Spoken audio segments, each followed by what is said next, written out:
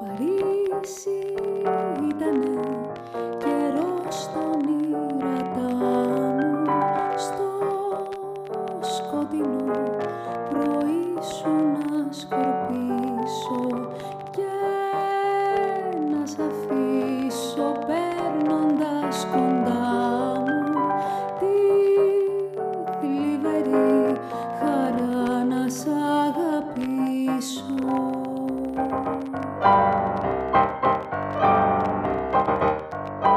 Τώρα η Μεσόγειος, λίγερη σιρήνα που στο πλοίο μας γύρω αφρό κοπάει κι όλα του αφρού της τα κατάσπρα κρίνα ένας σκοπός μακριά, μακριά σου να με πάει.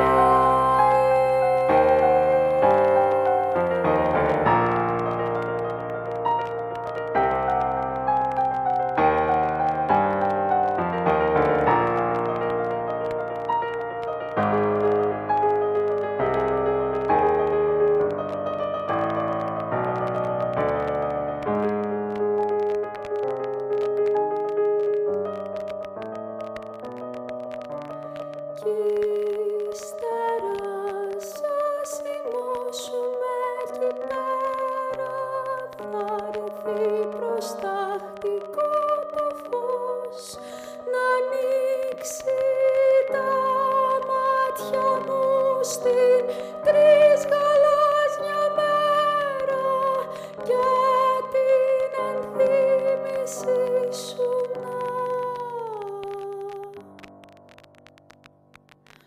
μου πνίξει.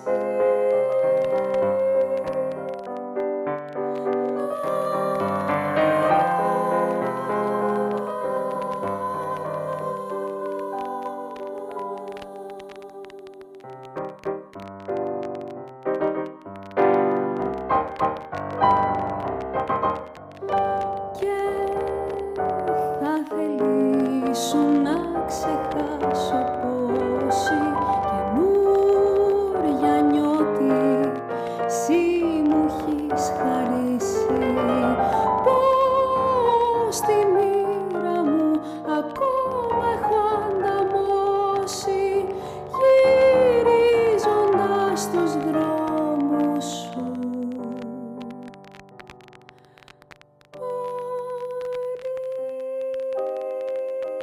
Παρίσι.